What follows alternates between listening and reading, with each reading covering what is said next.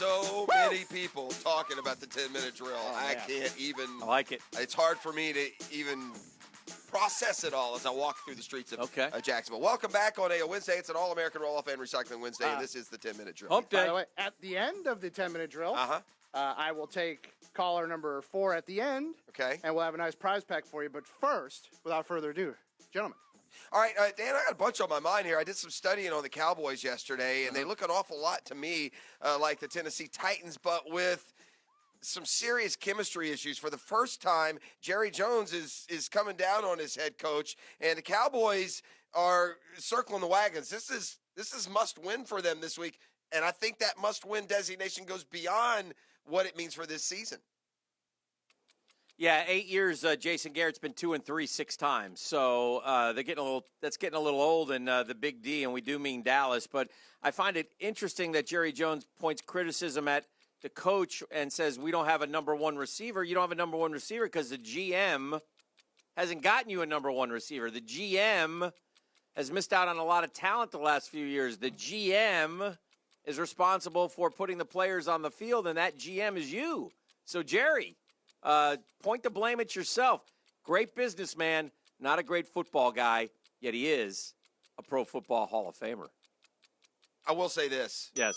2 years ago, they had the top seed. The GM was just fine when they were 13-3 and had the top seed in the NFC, and the coach and players couldn't take advantage of that. So it's not like they've had no opportunities with under-talented teams, but they haven't been a consistent contender, that's for sure. The Jacksonville Jaguars added Jamal Charles to their roster. Now, he had 69 carries for 296 yards. That's 4.3 yards per carry last year for Denver. He'll turn 32 this football season, Jeff Prosser. The great stat about Jamal Charles, he's one of those guys who's over 5 yards a carry his entire career. That's what stands out closely. Can he help this football team, though? Well, I got another stat that he's over. He's over 31, almost 32. I think, this is an interesting topic. And I hope Jamal Charles just stops down at Ponce de Leon's place down there in St. Augustine and dips himself in that fountain of youth and can become just, a fraction of what he was at his best, which was, for a time, one of the most explosive, exciting running backs in the league. But I think as sports fans and even as journalists, I think the most misplaced excitement in sports is when your team signs a big name 4 years past his prime. Yeah, no doubt. No matter what the sport is, you get, the name value is a lot better than the on-field value. So I don't think that the Jaguars expect Jamal Charles to come in here and be a featured back, but I think that they're desperate right now. And when you're getting almost 32-year-olds out of the league and practice squad rookies off of other teams' rosters, it shows that. 71, 12, and 69. Those are the number of carries he's had the last 3 years. So last time he was an every down back was 2014. Yeah, it's been a while, and we'll see what he can add. I would imagine he's going to be forced into action here pretty quick. Well, the Evil Empire has been dispatched. The Boston Red Sox won the ALCS last night. And, Dan, for the first time since 1977, we have a pair of 100-win teams playing in a league championship series when the Red Sox and the Astros play. Look, the Dodgers, the way they're playing now, are built kind of like those AL teams, very deep, very pitching rich, and the hottest team of all is the Milwaukee Brewers. I know we don't mark and gauge baseball postseasons as we go through them year by year by year by year, but considering neither one of our teams are still in it, this is about as attractive of a table setting that Major League Baseball can give us, no?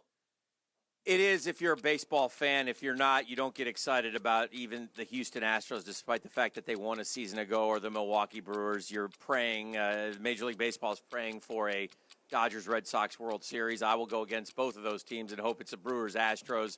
They're really good baseball teams this year. I mean, the Red Sox won 108 games and then dispatched the Yankees 3 out of 4 and won 2 at Yankee Stadium. They're a really, really good team. But so are the Houston Astros, and they got a little moxie about them. I think Houston might beat Boston, but we'll see what happens. On the other side, listen, we talked about the Brewers and how hot they were coming in.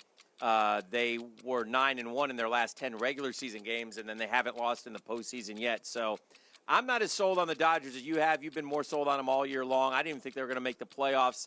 they did make some mid-season acquisitions that make them much better. So I think it'll be a lot of fun. I do agree it's going to be an excellent postseason because most of the teams I hate are gone. Well, this is going to be interesting. You know, you got three teams that are going to play traditional baseball. The Dodgers, the Red Sox, and the Astros all have great rotations. They've got aces, a couple of them each team, and they have formidable lineups. So it's going to be interesting to see how this new strategy that's emerging in baseball of pitching your guys shorter amounts, starting middle relievers or spot starters, because that's what Milwaukee's going to do. They do not have the arms just to send an ace out there for 7 or 8 innings and take their chance. They do have the best bullpen in baseball. So it's kind of that strategy against the three traditional ones. College football now. We know Alabama. We know Georgia. We know Ohio State. We know Clemson. But, you know, and those are the 4 that everybody were picking at the beginning of the year. So there's been nothing at all to change that hierarchy. But give me some of these teams that, you know, that have kind of come out of nowhere, the surprise teams, the team like the Texas Longhorns who have played well and now have a big win over Oklahoma. And suddenly you look up and they're 5-1 or, you know, West Virginia who's undefeated or, you know, looking for some of those teams to crack the party. Give me some of the nominees who you think could maybe be there at season's end. As a Final Four team? That's what I said. Yeah. You took probably the 2 strongest candidates. Although West Virginia's schedule is not going to allow them. I think that if there's a team from the Big 12 that can make it now, it will be Texas. Mm-hmm. You know, but I don't trust teams that win their big games 45-42. And maybe that's wrong, but I just don't. I mean, I saw Maryland light up Texas's defense in the first game, and I saw Oklahoma light them up just the other day. So I don't think that defense is good enough to make it through. I don't see a team outside of those 5 or 6 unbeatens, Dan, right now that, you know, that has either the talent, the schedule, or the momentum to reemerge. Penn State's already lost to Ohio State. It's going to be hard for them. You know, Oklahoma's loss, to me, is just going to signal more trouble to come. So I guess history would tell us there's a one-loss team that's still alive, but I don't have a strong enough feeling, you know, about that group of teams to know. Shut you down!